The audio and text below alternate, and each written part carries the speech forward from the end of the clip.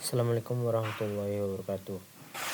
Yang saya hormati Bapak Profesor Dr. Fernandes Simonsong, SSTP, SAP, MSI, selaku dosen mata kuliah Sistem Pemerintahan Indonesia. Perkenalkan, saya Farel Habib Al-Rizki, Praja Pratama, NPP 361320, kelas F5. Pada kesempatan ini, saya akan menyampaikan jawaban ujian akhir semester mata kuliah Sistem Pemerintahan Indonesia. Dalam penyampaian ini, saya akan membahas mengenai pemahaman dasar sistem pemerintahan Indonesia, sejarah perkembangan sistem pemerintahan Indonesia, pemerintahan sebagai ilmu, berbagai aliran ilmu pemerintahan, pemerintahan daerah, desentralisasi, dekonsentralisasi, dan tugas perbandingan sistem pemerintahan Indonesia dengan beberapa negara, cohabitation dalam sistem pemerintahan Prancis, lembaga-lembaga negara Indonesia, sampai dengan struktur pemerintahan pada tingkat provinsi, kabupaten, kota, kecamatan, kelurahan, dan desa. Saya akan mencoba menjelaskan materi ini tidak hanya berdasarkan definisi, tetapi juga dengan melihat hubungan antara satu konsep dengan konsep lainnya. Karena menurut saya, memahami sistem pemerintahan Indonesia tidak cukup hanya dengan menghafal nama lembaga atau tingkatan pemerintahan. Yang lebih penting adalah memahami bagaimana kekuasaan pemerintahan itu dibentuk dan dibagi, dijalankan, diawasi, dan dipertanggungjawabkan. Baik, saya mulai dari pembahasan pertama. Sistem pemerintahan presidensial, parlementer, semi-presidensial, monarki, republik, dan otoriter. Pertama, saya akan menjelaskan beberapa bentuk dan sistem pemerintahan yang jadi dasar untuk memahami sistem pemerintahan Indonesia. Yang pertama adalah sistem pemerintahan presidensial. Dalam sistem presidensial, presiden berkedudukan sebagai kepala negara sekaligus kepala pemerintahan. Presiden memperoleh legitimasi melalui mekanisme pemilihan yang ditentukan oleh konstitusi dan memiliki masa jabatan tertentu. Salah satu ciri penting sistem presidensial adalah adanya pemisahan yang relatif jelas antara eksekutif dan legislatif. Artinya, presiden tidak bergantung kepada kepercayaan parlemen untuk tetap menjalankan pemerintahan seperti yang terjadi dalam sistem parlementer. Indonesia pada saat ini menganut sistem pemerintahan presidensial. Hal tersebut dapat kita lihat dari kedudukan presiden sebagai kepala pemerintahan.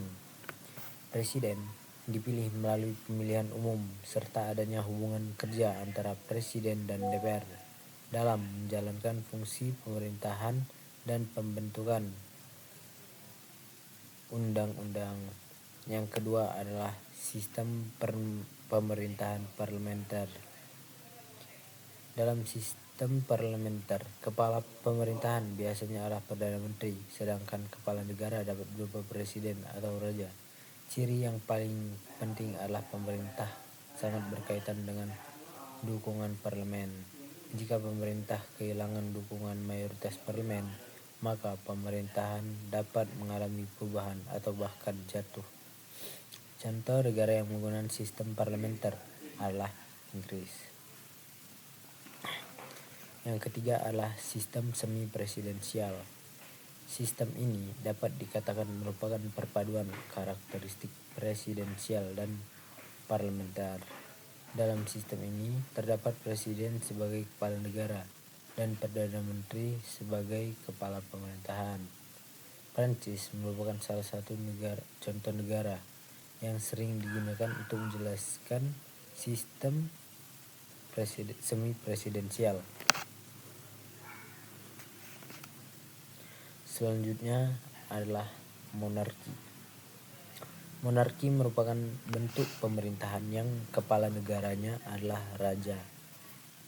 atau ratu. Namun, monarki tidak selalu berarti negara tersebut bersifat absolut.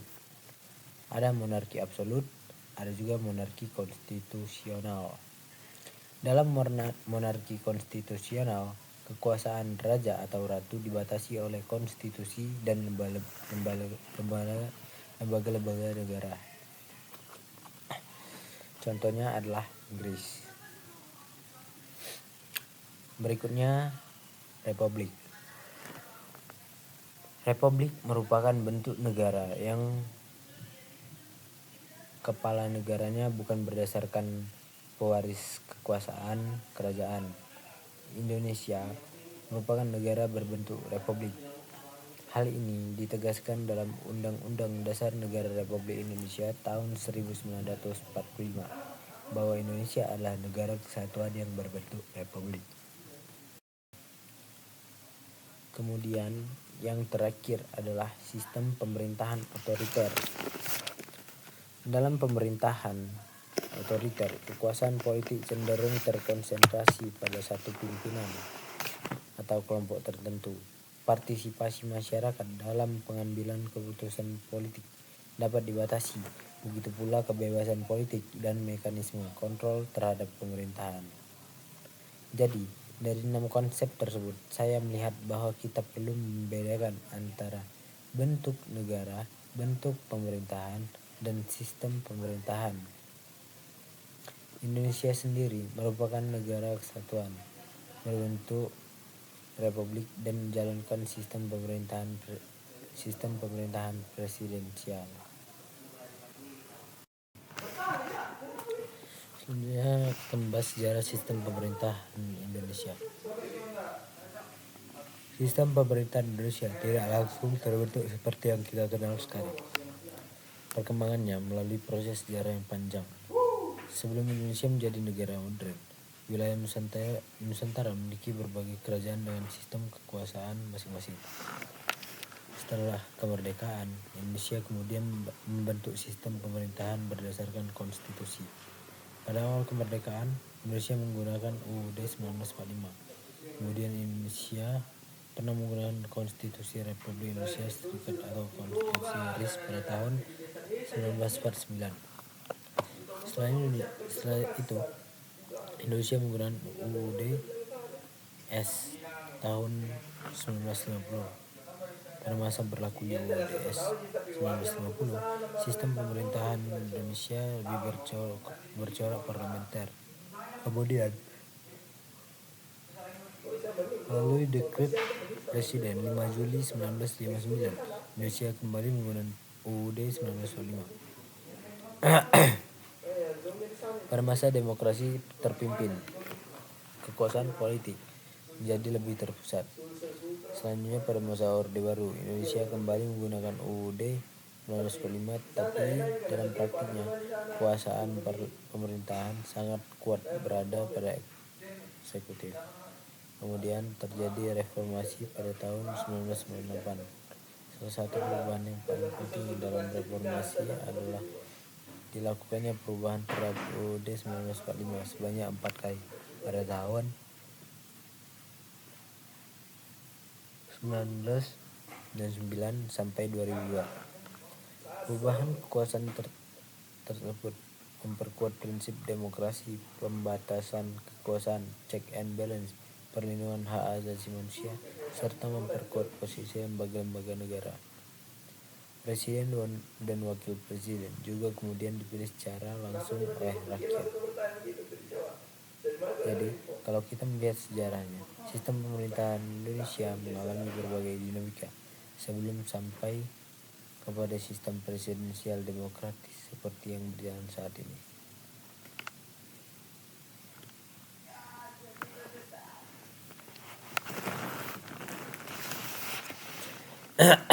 Pemerintahan sebagai ilmu.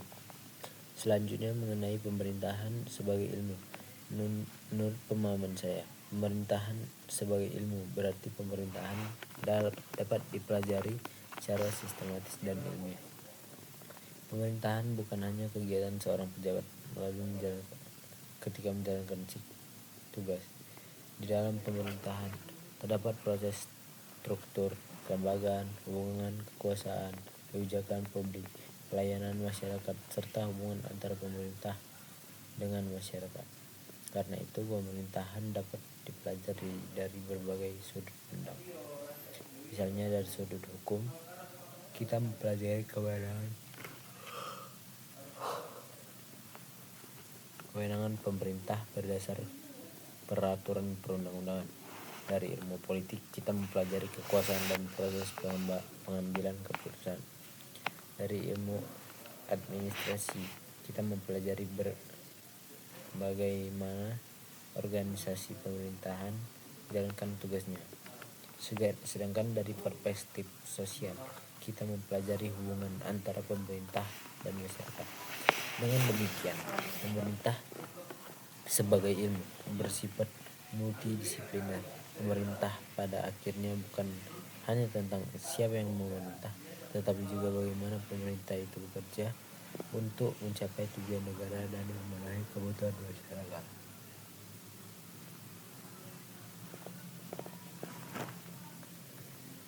Aliran ilmu pemerintahan Anglo-Saxon dan Eropa kontinental. Selanjutnya kita akan membahas dua aliran yang sering dibahas dalam ilmu pemerintahan.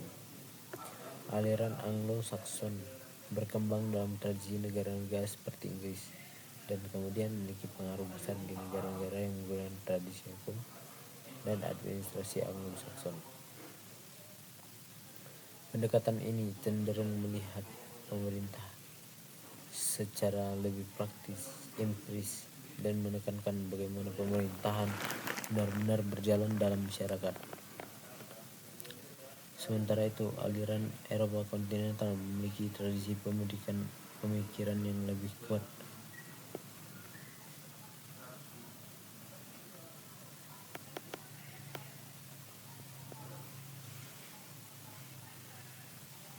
Pada aspek hukum dan kelembagaan. Dalam pendekatan kontinental, pemerintahan banyak dikaji melalui struktur negara, hukum administrasi, kewenangan, serta hubungan antar organ negara.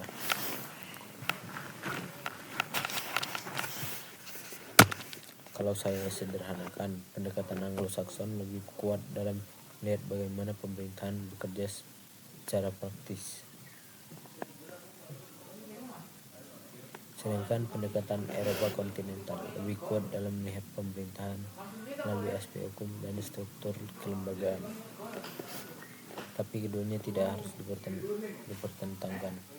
Dalam konteks Indonesia, kita dapat melihat adanya kombinasi antara pendekatan hukum, politik, administrasi, dan praktik pemerintahan.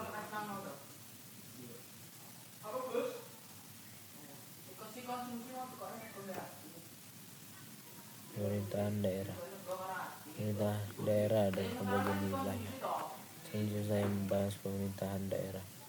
Pemerintahan daerah merupakan bagian penting dari sistem pemerintahan Indonesia karena Indonesia memiliki luas dan masyarakat yang sangat beragam.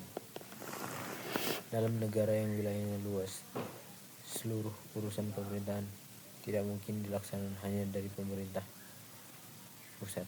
Karena itu dibutuhkan pembagian urusan dan kewenangan kepada daerah. Kita perlu membedakan istilah pemerintah daerah dan pemerintah daerah.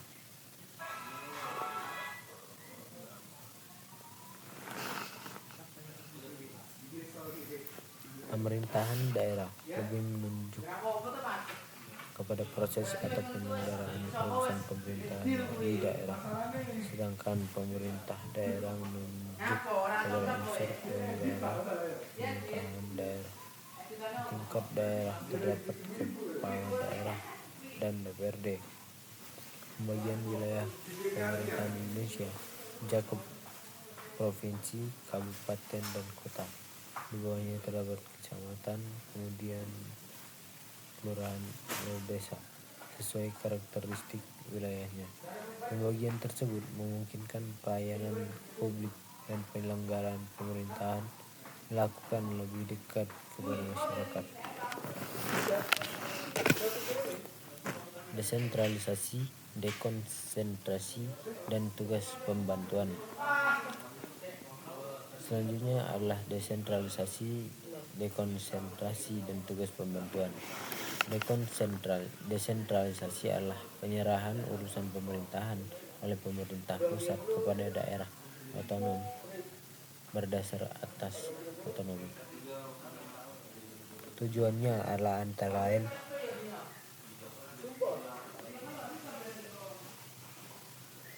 agar daerah dapat mengukur dan mengurus urusan pemerintahan melalui tertentu sesuai kewenangan yang diberikan. Kemudian ada dekonsentrasi. Dekonsentrasi adalah pelimpahan sebagian urusan pemerintahan yang menjadi kewenangan pemerintah pusat kepada pejabat atau instansi pusat yang ada di daerah atau kepada gubernur sebagai wakil pemerintah pusat sesuai ketentuan peraturan perundang-undangan. Jadi, dalam dekonsentrasi, sumber kewenangannya tetap berasal dari pemerintahan pusat, sedangkan untuk pembantuan merupakan penugasan dari pemerintah yang lebih tinggi kepada daerah yang lebih rendah.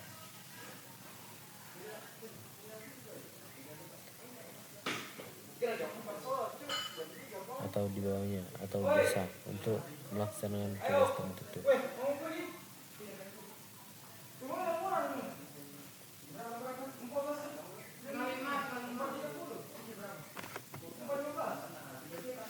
Kalau saya sederhanakan, desentralisasi berarti ada penyerahan urusan kepada daerah otonom. Dekonsentrasi berarti ada pelimpahan kewenangan pusat kepada pejabat atau perangkat tertentu di daerah. Sedangkan tugas pembantuan berarti ada penugasan untuk melaksanakan tugas tertentu. Ketiganya penting karena menjadi bagian dari cara negara mengatur hubungan antara pemerintahan pusat dan daerah.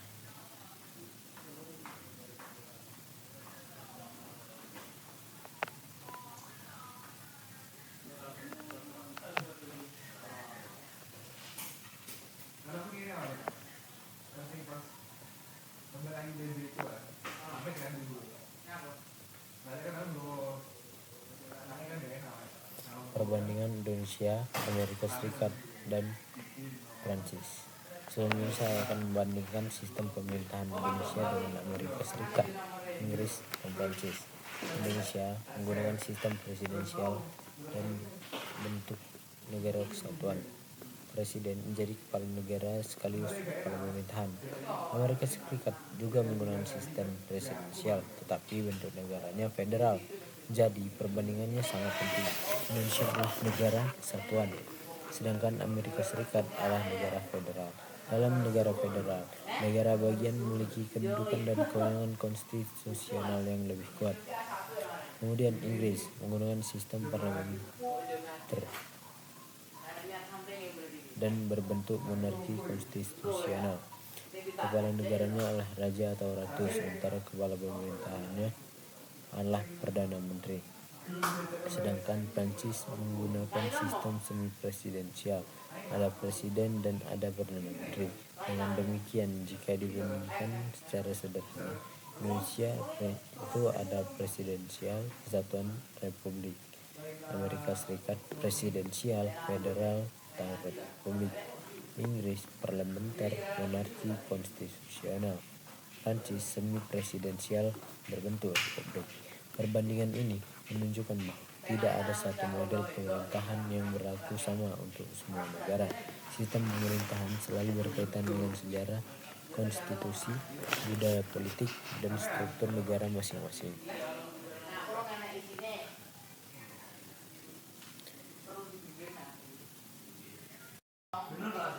Cohabitation dalam sistem pemerintahan Prancis dan Indonesia. Selanjutnya mengenai cohabitation. Cohabitation merupakan situasi dalam sistem politik Prancis ketika presiden dan perdana menteri berasal dari kekuatan politik yang berbeda, terutama ketika mayoritas parlemen tidak mendukung kelompok politik presiden.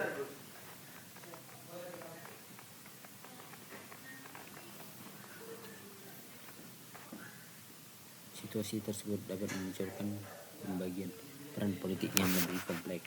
Presiden tetap memiliki kewenangan tertentu sebagai kepala negara, sementara Perdana Menteri menjalankan pemerintahan dengan dukungan mayoritas parlemen.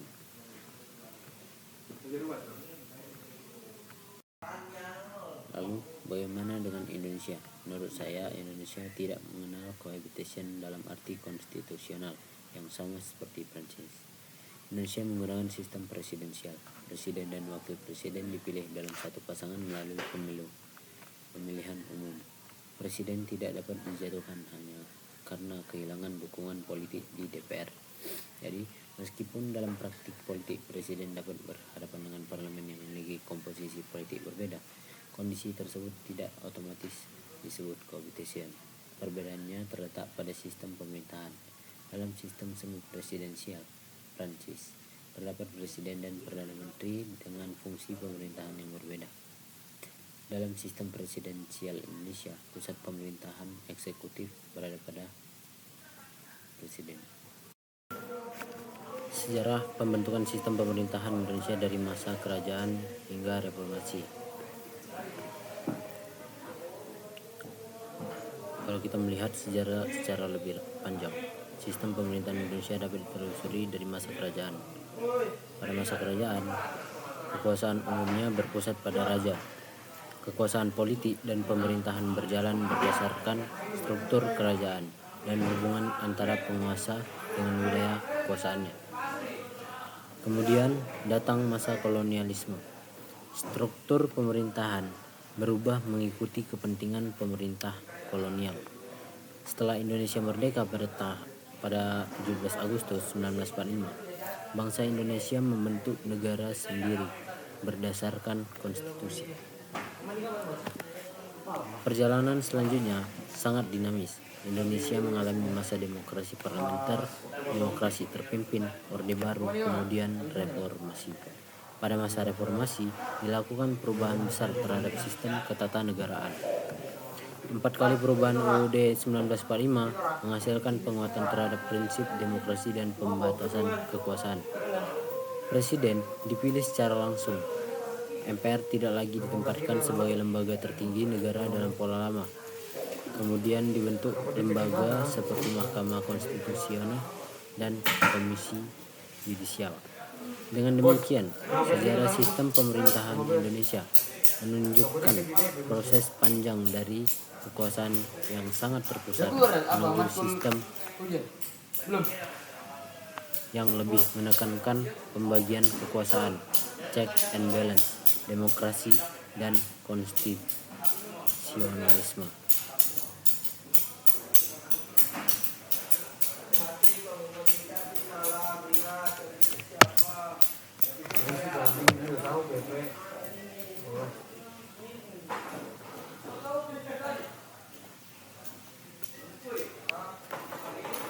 Perbandingan tingkat pemerintahan dengan berbagai negara.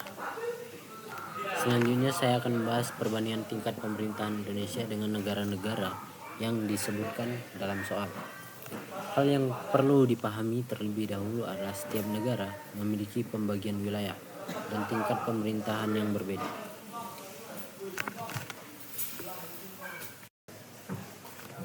Indonesia memiliki pemerintah pusat, provinsi, kabupaten atau kota, kecamatan, serta desa atau kelurahan. Jepang memiliki pemerintah pusat dan pemerintahan daerah, terutama prefektur dan munisipalitas. Korea Selatan juga memiliki pemerintah pusat serta pemerintahan daerah dengan tingkatan yang disesuaikan dengan sistem administratifnya. Cina memiliki struktur pemerintahan pusat dan pemerintahan daerah yang bertingkat, termasuk provinsi, daerah otonom, dan munisipalitas, serta tingkat pemerintahan di bawahnya. India merupakan negara federal, sehingga pembagian pemerintahannya berbeda dengan Indonesia. India memiliki pemerintah federal, negara bagian, dan pemerintahan lokal.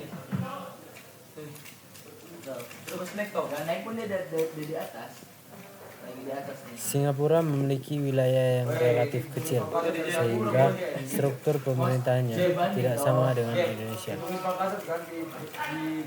Malaysia merupakan negara federal dengan pemerintahan federal dan negara bagian.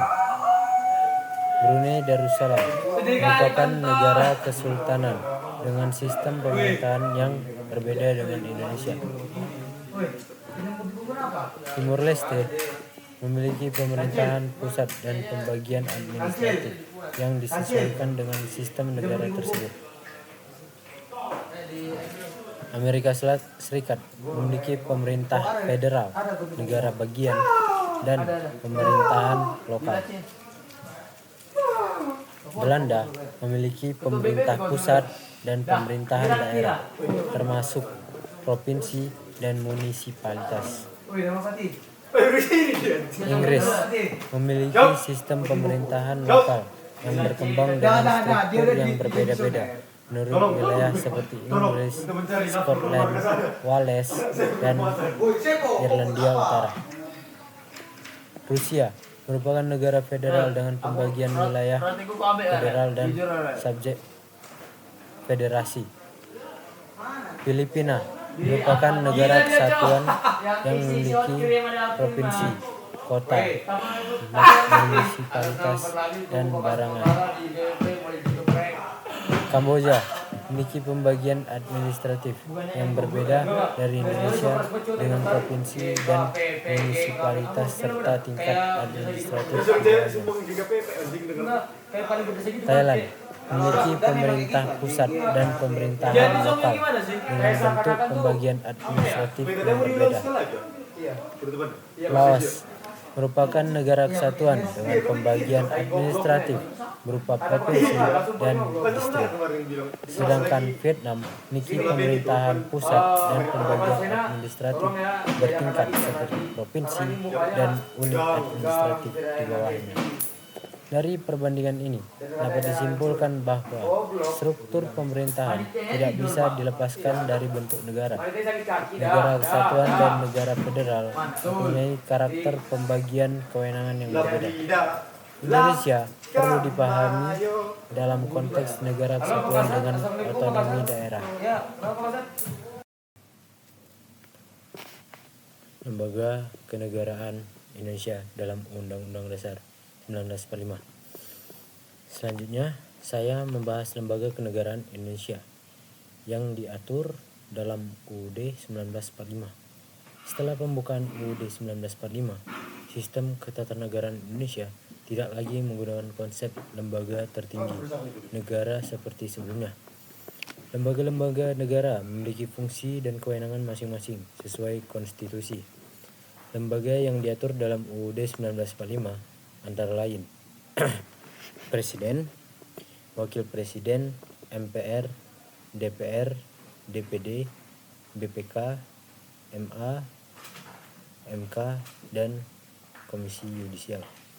Masing-masing mempunyai fungsi yang berbeda. Presiden menjalankan kekuasaan pemerintahan.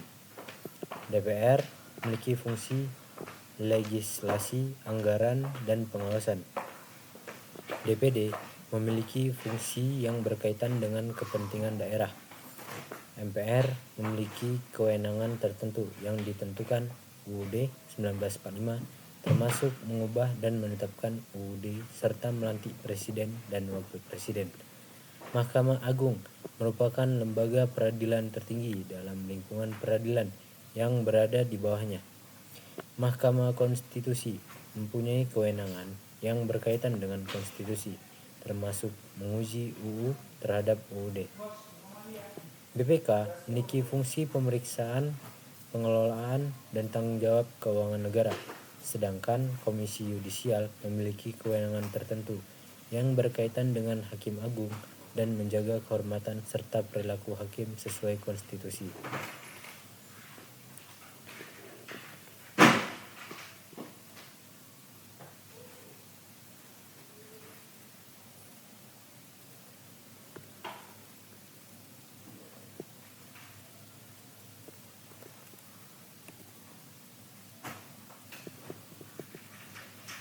Organ lapis pertama atau lembaga tinggi negara.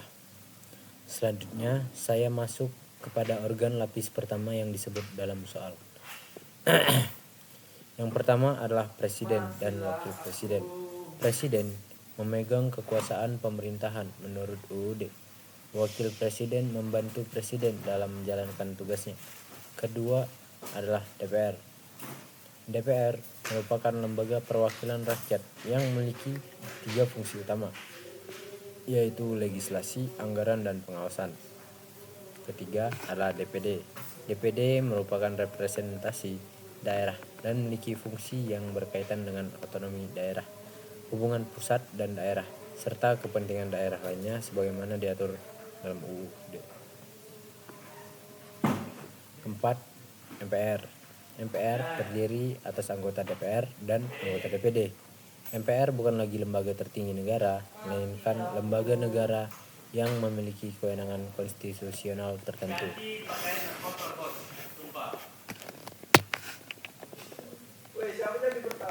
Kelima adalah Mahkamah Konstitusi, MK.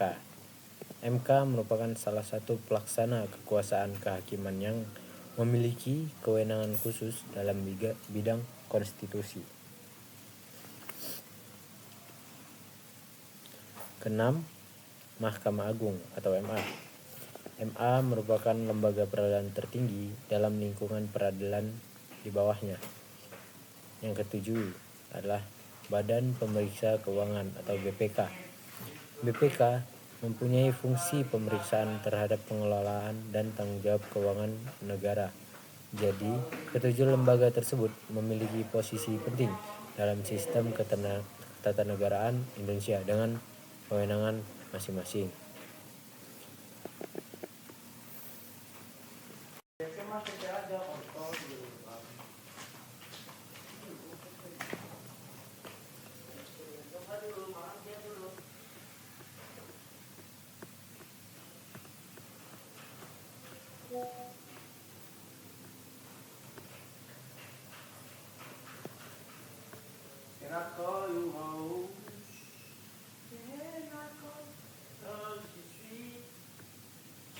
Selanjutnya, organ lapis kedua, Menteri, TNI, Polri, KY, KPU, dan Bank Sentral.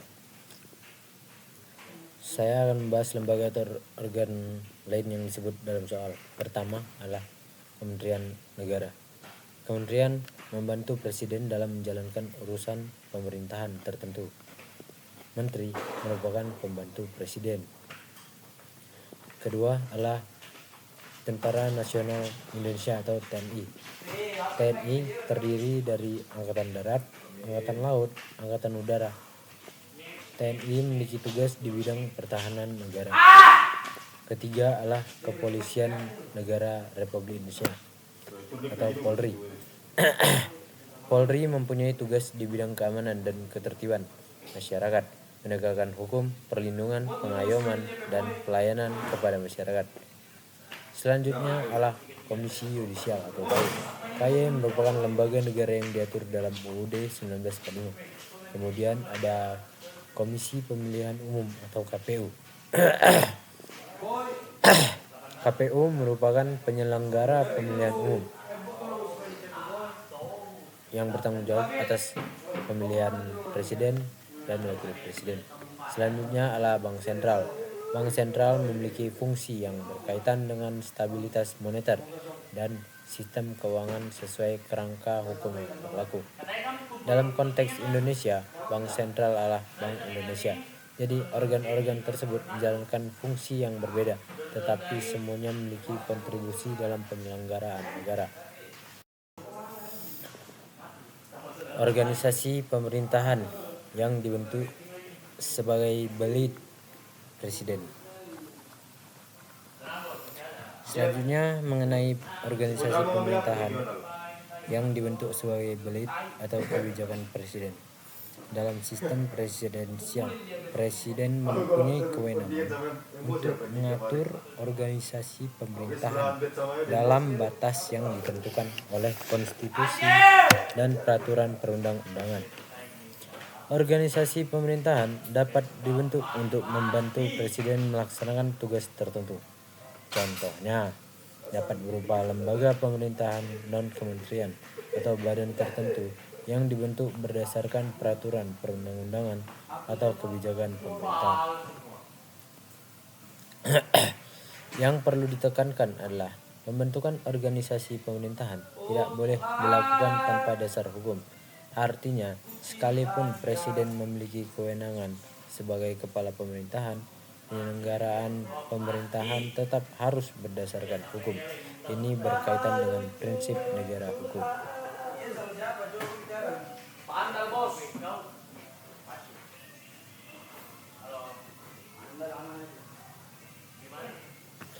Organ lapis kedua, pemerintahan daerah. Selanjutnya mengenai pemerintahan daerah. Di tingkat provinsi terdapat pertama pemerintah daerah provinsi, yang kedua gubernur sebagai kepala daerah provinsi, yang ketiga DPRD provinsi. Kemudian pada tingkat kabupaten terdapat pemerintah daerah kabupaten, bupati sebagai kepala daerahnya, dan DPRD kabupaten. Sedangkan pada tingkat kota terdapat pemerintah daerah kota, wali kota sebagai kepala daerahnya, dan DPRD kota.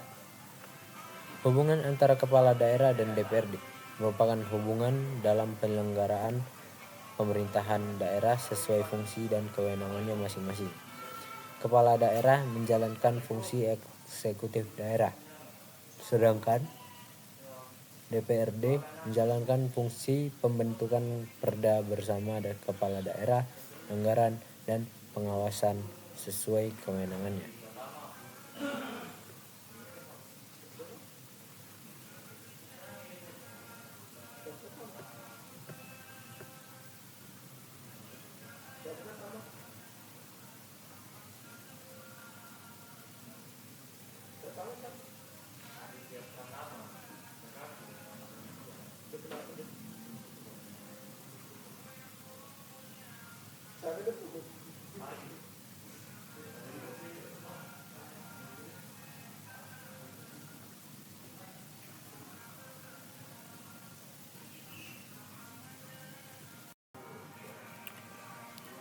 Lembaga kenegaraan yang dibentuk berdasarkan undang-undang. Selanjutnya adalah lembaga negara yang dibentuk berdasarkan undang-undang. Tidak semua lembaga negara secara langsung dibentuk secara rinci dalam UUD 1945. Ada juga lembaga yang pembentukannya berdasarkan UU. Hal ini menunjukkan bahwa sistem ketatanegaraan Indonesia memiliki banyak institusi yang menjalankan fungsi tertentu. Contohnya adalah lembaga-lembaga yang menjalankan fungsi khusus dalam bidang tertentu. Yang penting adalah lembaga tersebut mempunyai dasar hukum yang jelas. Dengan adanya dasar hukum, kewenangan lembaga dapat ditentukan dan dapat pula diawasi. Jadi, keberadaan lembaga negara harus tetap berada dalam kerangka negara hukum dan sistem check and balance.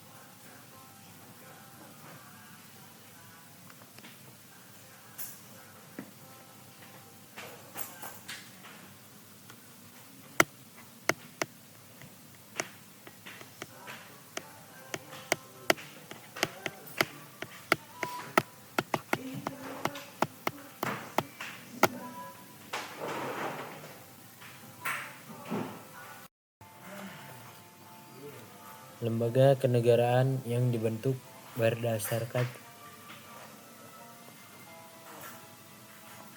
peraturan presiden. Selanjutnya mengenai lembaga atau organisasi pemerintahan yang dibentuk berdasarkan peraturan presiden. Peraturan presiden dapat menjadi dasar pengaturan mengenai organisasi tertentu sepanjang berada dalam kewenangan presiden dan tidak bertentangan dengan peraturan yang penting. Lembaga atau badan yang dibentuk melalui peraturan presiden biasanya memiliki tugas tertentu yang mendukung pelaksanaan pemerintahan. Tetapi sekali lagi, kewenangan pembentukan tersebut tidak bersifat tanpa batas. Presiden tetap terikat kepada UUD 1945 dan peraturan perundang-undangan. Jadi prinsip dasarnya adalah setiap organisasi pemerintahan harus memiliki dasar hukum, tugas yang jelas, kewenangan yang jelas, dan pertanggungjawaban yang jelas.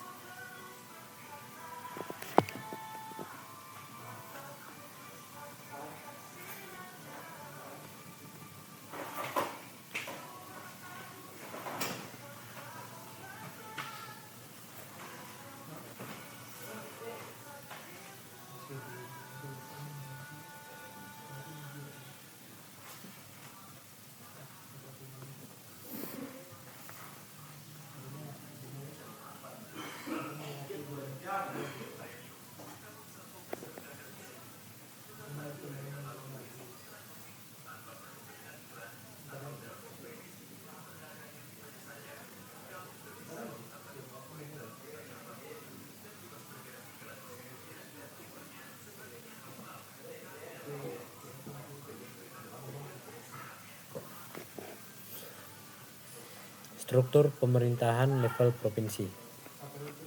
Sekarang saya masuk ke struktur pemerintahan di tingkat provinsi. Pada tingkat provinsi terdapat pemerintah daerah provinsi. Kepala daerahnya gubernur. Gubernur dibantu wakil gubernur.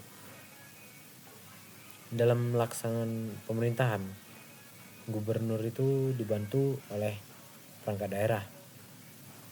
Di perangkat daerah terbagi dari sekretariat daerah, dinas daerah, badan daerah, dan perangkat daerah lainnya sesuai kebutuhan dan ketentuan peraturan perundang-undangan. Di sisi representasi politik daerah terdapat DPRD provinsi. DPRD provinsi mempunyai fungsi pembentukan peraturan daerah bersama gubernur, fungsi anggaran, dan fungsi pengawasan.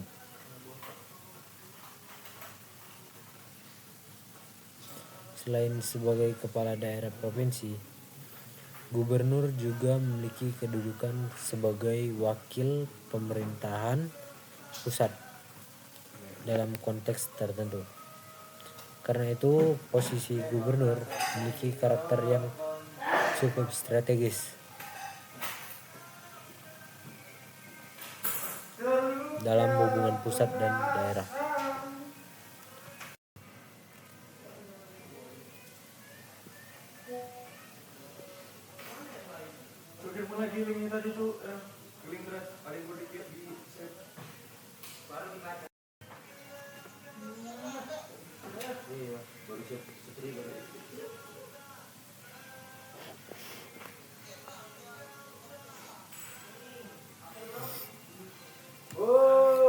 Struktur pemerintahan level kabupaten. Berikutnya adalah tingkat kabupaten. Pada tingkat kabupaten, kepala daerahnya adalah bupati. Bupati dibantu oleh wakil bupati. Dalam menjalankan pemerintahan, bupati dibantu perangkat daerah. Strukturnya dapat mencakup sekretariat daerah, sekretariat DPRD, dinas, badan, dan perangkat daerah lainnya. Kemudian terdapat DPRD kabupaten sebagai unsur lembaga perwakilan daerah.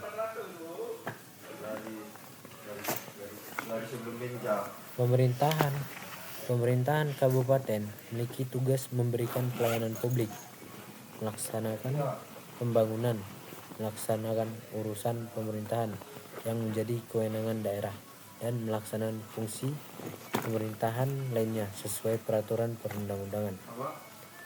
Karakter kabupaten biasanya lebih banyak berkaitan dengan wilayah yang memiliki kawasan perdesaan yang cukup besar.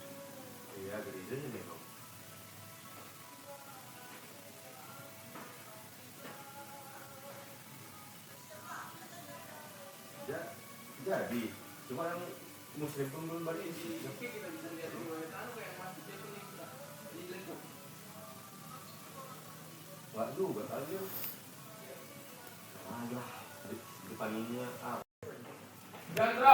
Itu kan bukan lomba, itu memang paten juga.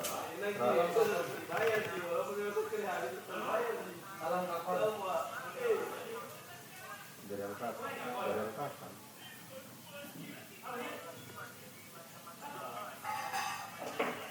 Iya. Struktur pemerintahan level kota. Selanjutnya adalah pemerintahan kota. Pada tingkat kota, kepala daerahnya itu wali kota, dibantu wakil wali kota. Pemerintahan kota juga mempunyai perangkat daerah untuk menjalankan berbagai urusan pemerintahan. Terdapat sekretariat daerah, dinas, badan, dan organisasi perangkat daerah lainnya. Kemudian ada DPRD kota. Perbedaan kabupaten dan kota bukan berarti salah satunya lebih tinggi daripada yang lain. Keduanya berada pada level pemerintahan daerah yang setara.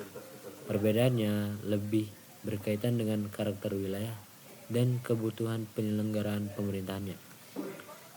Kabupaten cenderung mempunyai karakter wilayah yang lebih banyak berupa kawasan pedesaan, sedangkan kota lebih banyak memiliki karakter perkotaan.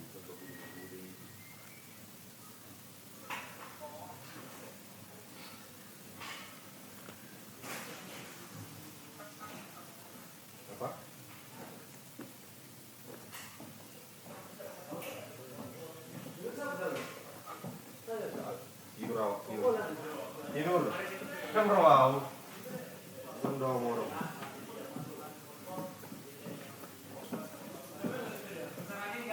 Hah?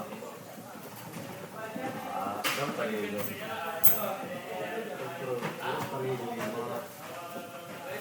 Bagus.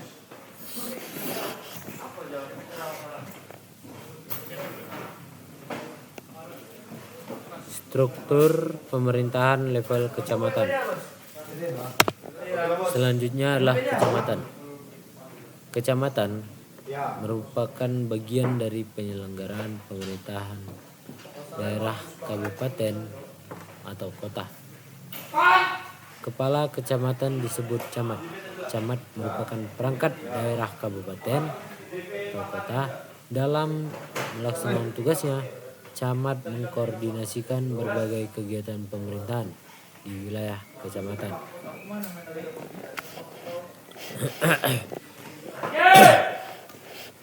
Kecamatan memiliki posisi penting karena menjadi penghubung antara pemerintahan kabupaten atau kota dengan pemerintahan pada tingkat desa atau kelurahan.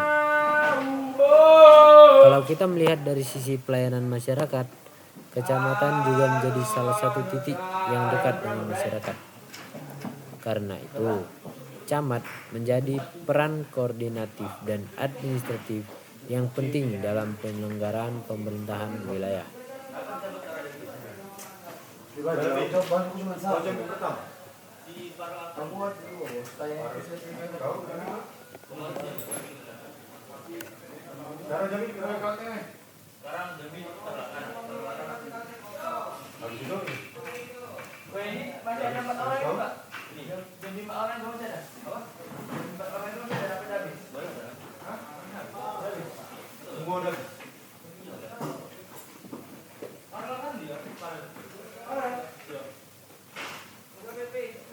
Gampang bahayang.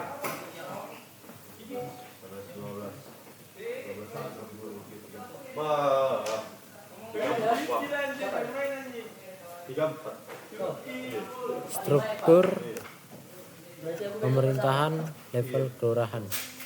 Selanjutnya adalah kelurahan. Kelurahan merupakan bagian dari wilayah kecamatan dan berada dalam struktur pemerintahan daerah kabupaten atau kota. Kelurahan dipimpin oleh lurah. Berbeda dengan desa, kelurahan merupakan bagian dari perangkat daerah kabupaten atau kota. Lurah merupakan aparatur sipil negara yang melaksanakan tugas pemerintahan di wilayah kelurahan. Kelurahan memiliki fungsi dalam pelayanan masyarakat, penyelenggaraan pemerintahan, pemberdayaan masyarakat, serta koordinasi berbagai kegiatan di wilayahnya. Jadi, kelurahan memiliki karakter yang berbeda dengan desa. Kelurahan lebih merupakan unit administratif pemerintahan daerah, sedangkan desa memiliki otonomi desa dan pemerintahan desa berdasarkan ketentuan peraturan perundang-undangan.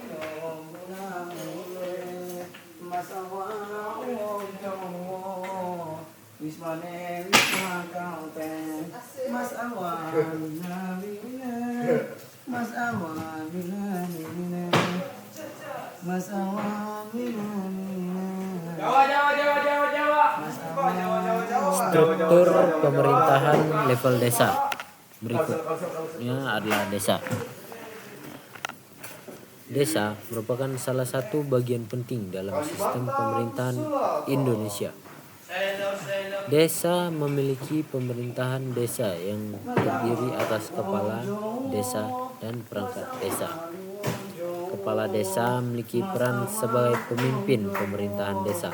Dalam menjalankan tugasnya, kepala desa dibantu perangkat desa. Selain pemerintah desa, terdapat Badan Permusyawaratan Desa atau BPD. BPD mempunyai fungsi yang berkaitan dengan pemerintahan desa dan menampung aspirasi masyarakat desa sesuai dengan ketentuan peraturan perundang-undangan.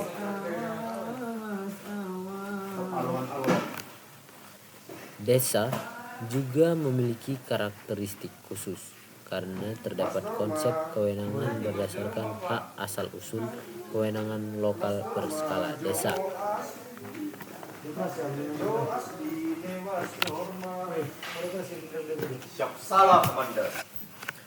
Karena itu, desa tidak dapat hanya dipandang sebagai perpanjangan tangan birokrasi kabupaten.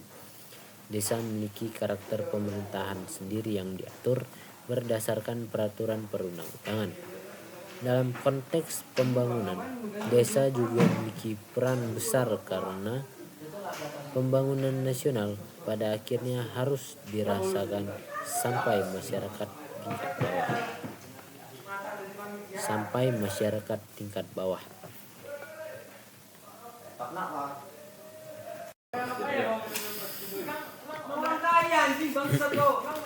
Struktur lembaga kemasyarakatan desa. Selanjutnya adalah lembaga kemasyarakatan desa. Lembaga kemasyarakatan desa merupakan bagian dari kehidupan masyarakat desa yang membantu dalam penyelenggaraan pembangunan, pemberdayaan, pembinaan, kemasyarakatan, serta penyaluran aspirasi masyarakat. Di dalam masyarakat desa terdapat berbagai bentuk organisasi kemasyarakatan. Misalnya, lembaga yang bergerak dalam pemberdayaan masyarakat, kepemudaan, perempuan, kegiatan sosial, keagamaan, dan bidang lainnya. Keberadaan lembaga kemasyarakatan penting karena pemerintah desa tidak dapat bekerja sendirian. Pemerintahan desa membutuhkan partisipasi masyarakat. Dengan demikian, pembangunan desa seharusnya tidak hanya bersifat top-down. Masyarakat perlu dilibatkan sejak proses perencanaan, pelaksanaan, pengawasan, sampai evaluasi.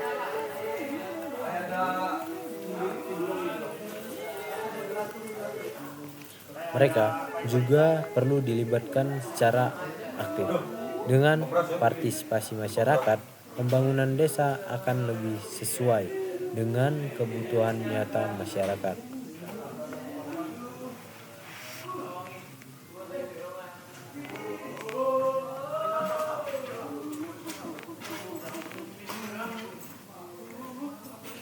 Jangan lupa besok ya. Ini mau orang besok. Baru kita potong B tadi aku. Pokoknya sampai aku bangun ya. Terus aku merasa juga. Struktur lembaga kemasyarakatan kelurahan. Jam berapa lah gereja? Aku bangun jam 3. Iya. Jam berapa gereja? Jam terus 9. Ya aku lapor jam setengah 5 sih. Terakhir adalah lembaga kemasyarakatan kelurahan. Lembaga kemasyarakatan kelurahan merupakan organisasi masyarakat yang membantu meningkatkan partisipasi masyarakat dalam pembangunan dan kehidupan sosial di wilayah kelurahan. Karena kelurahan merupakan bagian dari perangkat daerah, karakter hubungan antara pemerintah kelurahan dengan masyarakat berbeda dengan desa. Di kelurahan terdapat berbagai bentuk organisasi masyarakat yang dapat menjadi mitra pemerintah dalam pemberdayaan masyarakat. Ceng ini Goyang. namanya ada kampung. Iya, biar kan goyang-goyang ada goyang. Ada goyang-goyang. Fungsinya antara lain membantu meningkatkan partisipasi masyarakat, mengembangkan kegiatan sosial, menjaga hubungan kemasyarakatan,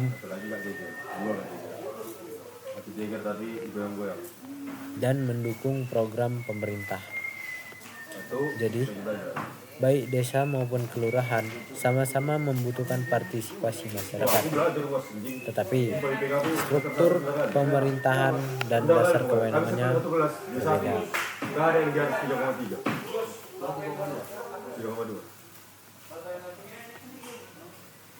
Sedangkan KJ 4 J5 Kita EPM jam berapa? jam 1. Semua itu tiap hari jam 1. Ya, Bisa balik aja toh. bisa pagi tidur sih. Saya belajar. Jadi gak malam terus belajar.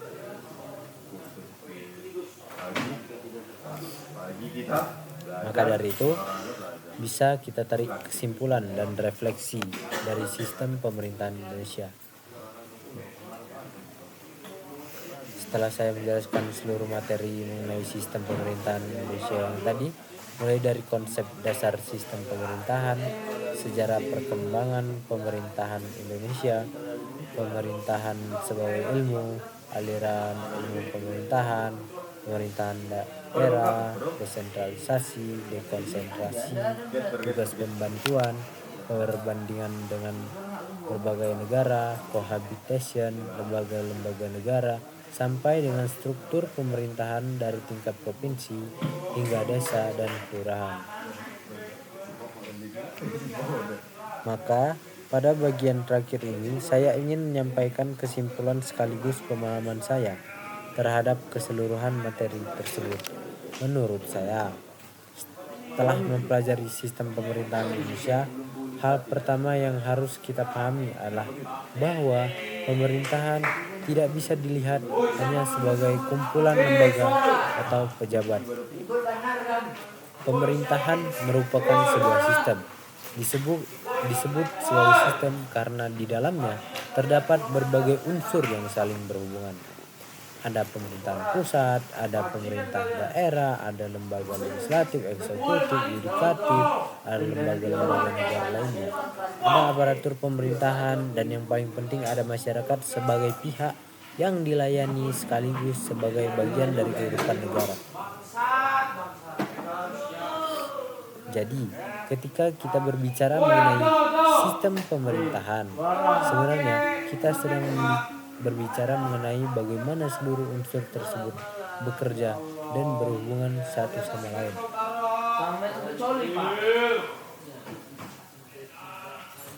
Menurut saya, pemahaman ini sangat penting karena kalau kita hanya menghafalkan bahwa presiden adalah kepala pemerintahan, DPR memiliki fungsi legislasi, anggaran dan pengawasan, gubernur adalah kepala daerah, bupati memimpin kabupaten, dan wali kota memimpin kota, maka pemahaman kita masih berada pada tingkat menghafal. Ketika kita mampu menjelaskan mengapa lembaga tersebut dibentuk, bagaimana hubungan antar lembaga tersebut, bagaimana kewenangannya dibatasi, dan bagaimana semuanya berhubungan dengan masyarakat, maka kita bisa mulai memahami sistem pemerintahan secara lebih utuh. Pertama, Indonesia adalah negara dengan sistem pemerintahan yang memiliki karakter tersendiri. Kalau saya simpulkan dari pembahasan awal, Indonesia merupakan negara kesatuan yang berbentuk republik dan menggunakan sistem pemerintahan presidensial. Tiga hal tersebut harus dipahami sebagai satu kesatuan. Indonesia disebut negara kesatuan karena kekuasaan pemerintahan negara secara konstitusional berada dalam kerangka negara kesatuan Republik Indonesia. Namun, negara kesatuan tidak berarti seluruh urusan harus dilaksanakan langsung oleh pemerintah pusat. Indonesia memberikan ruang kewenangan kepada daerah untuk menjalankan otonomi daerah. Disinilah muncul hubungan antara pemerintah pusat dan pemerintah daerah. Kemudian Indonesia berbentuk republik, artinya kepala negara bukan berdasarkan sistem monarki atau pewarisan kekuasaan kerajaan. Kepala negara sekaligus kepala pemerintahan dalam sistem Indonesia adalah presiden. Indonesia menggunakan sistem presidensial.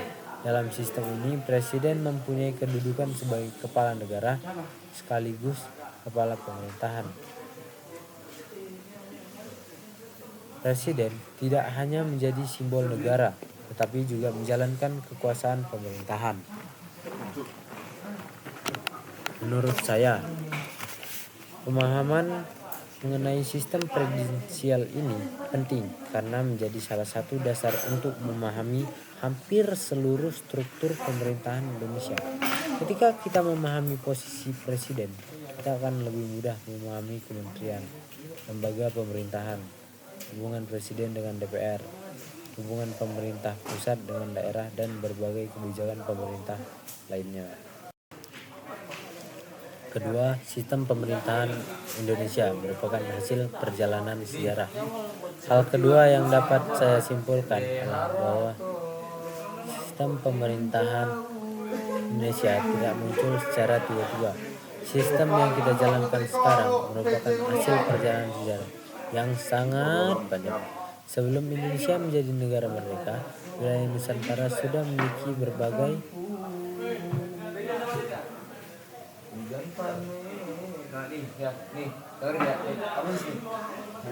bentuk pemerintahan kerajaan. Ketika kita memahami posisi presiden, kita akan lebih mudah memahami kementerian, lembaga pemerintah, hubungan presiden dengan DPR, hubungan pemerintah pusat dengan daerah, dan berbagai kebijakan pemerintahan lainnya.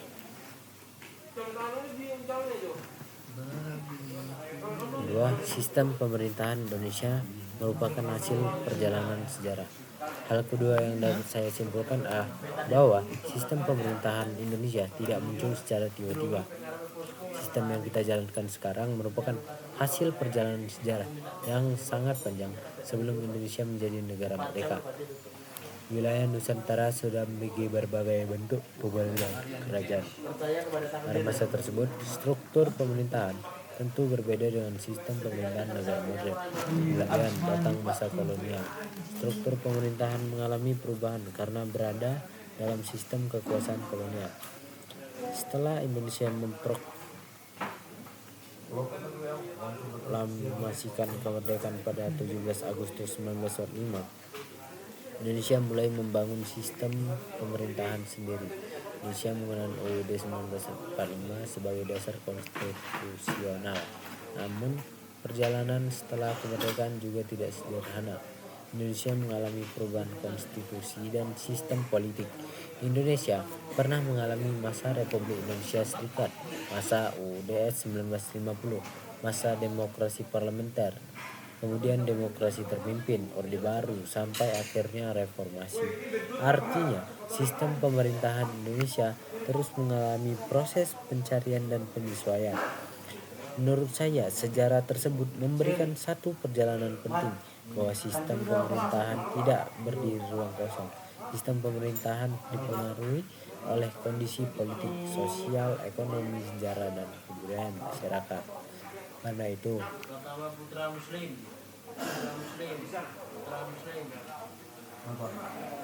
ketika kita membandingkan sistem pemerintahan Indonesia dengan negara lain, kita tidak bisa hanya mengatakan bahwa sistem negara A lebih baik daripada sistem negara B. Kita harus melihat latar belakang masing-masing negara. Ketiga, reformasi menjadi tidak penting dalam perkembangan sistem pemerintahan Indonesia. Kalau kita berbicara tentang sistem pemerintahan Indonesia saat ini, kita tidak dapat mengabaikan reformasi 1998. Reformasi membawa perubahan besar terhadap kehidupan negara Indonesia.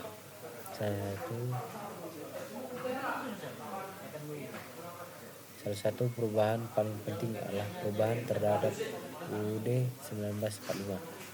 UUD 1945 mengalami 4 kali perubahan. Perubahan tersebut membawa konsekuensi terhadap struktur ketatanegaraan Indonesia. Ada penguatan prinsip demokrasi, ada pembatasan kekuasaan, ada penguatan mekanisme check and balance, ada pengaturan mengenai hak asasi manusia. Presiden dan wakil presiden kemudian dipilih secara langsung oleh rakyat, dan muncul pula lembaga-lembaga negara baru dari sistem ketatanegaraan.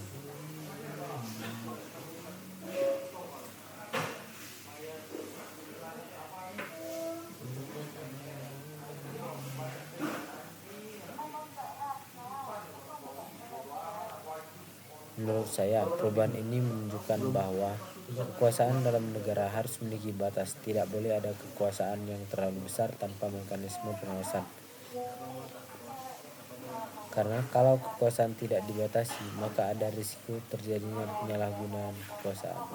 Oleh karena itu, dalam negara demokrasi, kekuasaan tidak hanya diberikan, kekuasaan juga harus diawasi. Kekuasaan harus dipertanggungjawabkan, dan kekuasaan harus dijalankan berdasarkan hukum.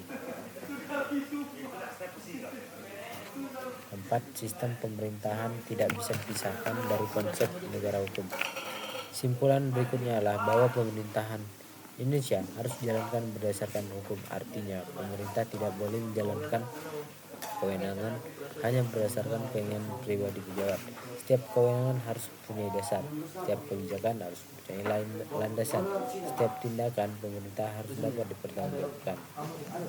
Hal ini penting karena pemerintah mempunyai kekuasaan yang sangat besar. Pemerintah membuat kebijakan, pemerintah memberikan pelayanan, pemerintah mengelola anggaran.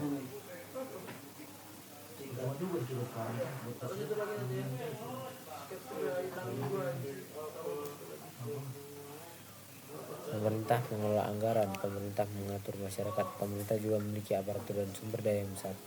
Karena itu, semakin besar kewenangan yang dimiliki pemerintah, semakin besar pula kebutuhan terhadap pengawasan dan pertanggungjawaban. Menurut saya, disinilah pentingnya hukum dalam pemerintahan. Hukum menjadi batas sekaligus pedoman. Pemerintah memiliki kewenangan, tapi kewenangan tersebut tidak tanpa batas. Ada konstitusi, ada undang-undang, ada peraturan, ada lembaga pengawasan.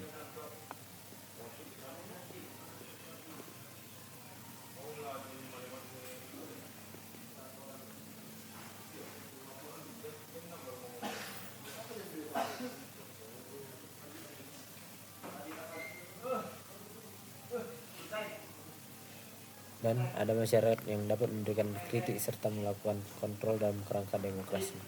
Kelima, setiap lembaga negara memiliki fungsi dan kewenangan masing-masing. Selanjutnya saya menyimpulkan bahwa dalam sistem ketatanegaraan Indonesia tidak ada satu lembaga yang dapat menjalankan seluruh fungsi negara sendiri. Presiden menjalankan kekuasaan pemerintahan, DPR menjalankan fungsi legislasi, anggaran, dan pengawasan. DPRD membawa kepentingan daerah dan fungsi-fungsi yang diberikan konstitusi. MPR memiliki kewenangan konstitusional tertentu. Mahkamah Agung menjalankan kekuasaan kehakiman. Mahkamah Konstitusi mempunyai kewenangan di bidang konstitusi. BPK melakukan pemeriksaan terhadap pengelolaan dan tanggung jawab keuangan negara. Komisi yudisial memiliki kewenangan yang berkaitan dengan kehormatan dan perilaku hakim serta calon hakim agung sesuai ketentuan konstitusi dan peraturan perundang-undangan. Jadi masing-masing memiliki tugas yang berbeda. Perbedaan fungsi tersebut bukan berarti lembaga tersebut berdiri sendiri tanpa hubungan. Justru mereka saling berhubungan. Hubungan tersebut menjadi bagian dari mekanisme check and balance. Menurut saya mekanisme ini sangat penting karena demokrasi bukan berarti putusan harus dibuat oleh satu pihak yang mendapatkan suara terbanyak.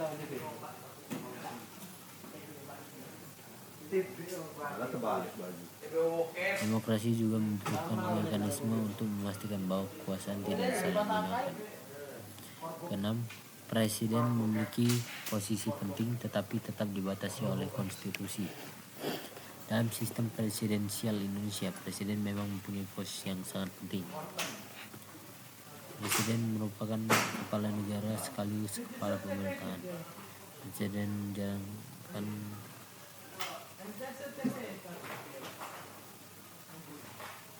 kekuasaan pemerintahan. Presiden juga dibantu oleh wakil presiden, para menteri. Namun menurut saya penting untuk dipahami bahwa presiden bukan hanya berarti punya kekuasaan tanpa batas. Presiden tetap bekerja dalam KUUD 1945. Ada DPR, lembaga peradilan, BPK, mekanisme pemilu, institusi, ada masyarakat.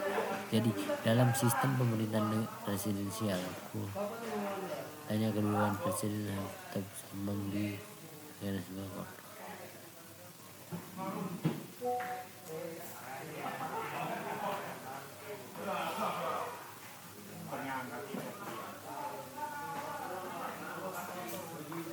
Inilah salah satu penting dari perkembangan sistem pemerintahan Indonesia. Kita tidak hanya membutuhkan pemerintah yang kuat, kita juga membutuhkan pemerintah yang dapat dikontrol, karena pemerintah yang kuat tetapi tidak terkontrol dapat menimbulkan masalah. Sebaliknya, pemerintah yang selalu lemah juga dapat kesulitan menjalankan program dan memberi pelayanan kepada masyarakat. Maka yang dibutuhkan adalah keseimbangan, efektivitas pemerintahan dan pengawasan terhadap kekuasaan.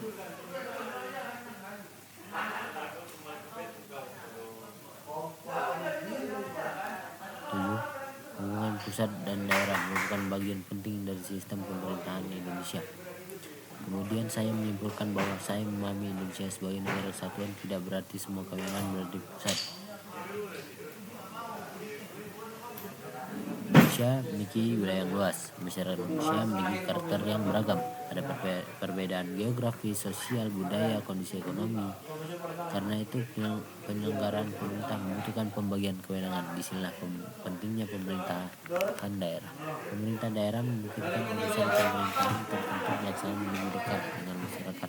Dengan demikian, pelayanan publik dapat disesuaikan dengan kondisi daerah. Misalnya, kebutuhan masyarakat di daerah berpenduduk tertentu, perkotaan tertentu tidak selalu sama dengan kebutuhan masyarakat di luar.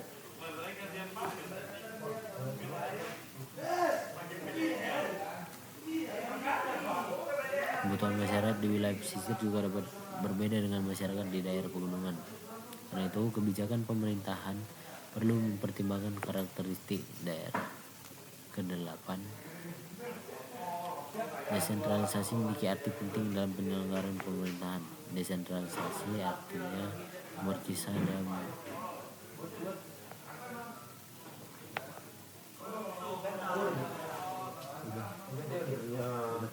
dengan adanya desentralisasi, daerah memiliki ruang untuk mengatur dan mengurus urusan pemerintahan tertentu berdasarkan kewenangannya. Tujuannya antara lain agar penyelenggaraan pemerintahan menjadi lebih efektif dan lebih dekat dengan masyarakat.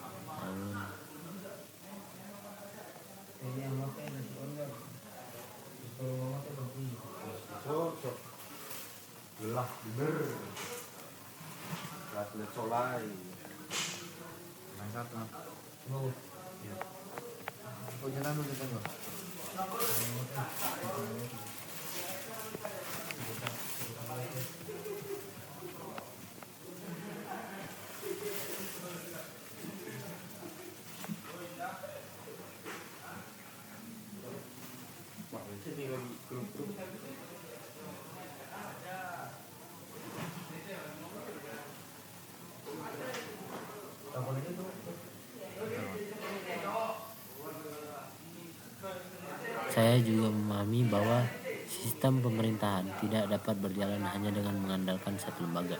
Presiden tidak dapat bekerja sendiri, DPR tidak dapat bekerja sendiri, pemerintah daerah tidak dapat bekerja sendiri, aparatur tidak dapat bekerja sendiri. Bahkan pemerintah tidak dapat bekerja sendiri tanpa adanya masyarakat. Semua mempunyai peran, semua mempunyai fungsi, dan semua mempunyai tanggung jawab. Maka menurut saya, pemerintahan yang ideal adalah pemerintahan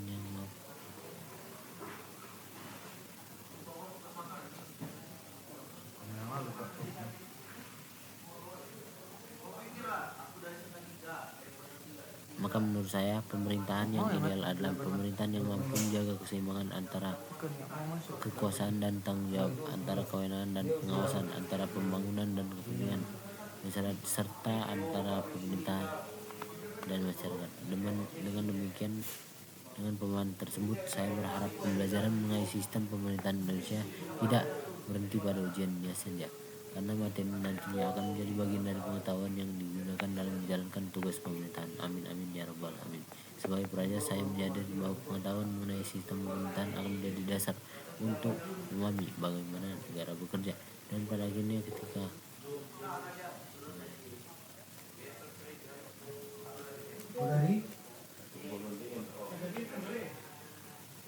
ketika kita memahami bagaimana negara bekerja, kita juga harus memahami siapa negara tersebut bekerja. Jawabannya adalah untuk kepentingan masyarakat, bangsa, dan negara. Dengan demikian, kesimpulan dan refleksi yang dapat saya sampaikan.